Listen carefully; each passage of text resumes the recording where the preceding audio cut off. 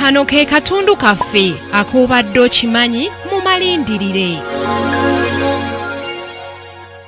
Fidel Castro ng'amaze okukubwa ku nnyama n'ejjeerye era nga basigadde abalwanyi 19 bokka baddukira mu bibira by'e Sierra Mietsera okulaba ate ekyali kiddirira ng'eno baabeerayo emyaka ebiri okuva mu 1956 okutuuka mu 1958. Bonna 19 be baaluma ogw'engulu ne baddamu okuzimba eggye erijja okusobola okuddamu okwaŋŋanga Fulgencio Batista.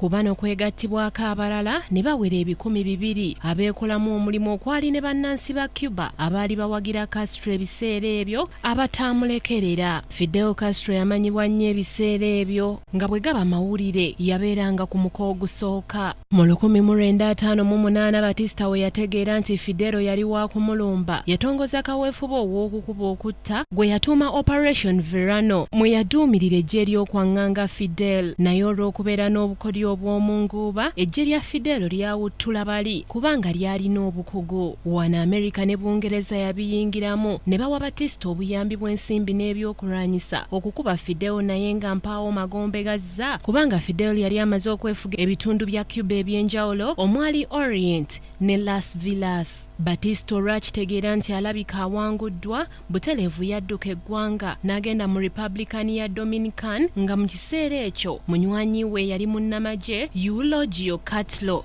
ye yatwala obuyinza mu ggwanga. Waayita akaseera katono Fidel Castro n'alagira Catlo okukwatibwa ateekebwe mu kkomera kubanga ye yali ayagala kuteekawo gavumenti eyiye ey'ekiseera.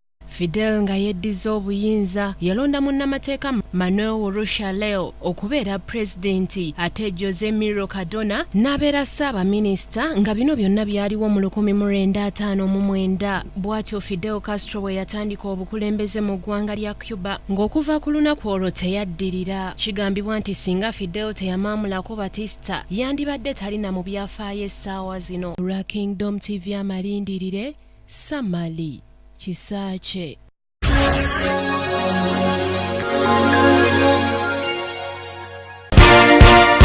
This is Kingdom TV.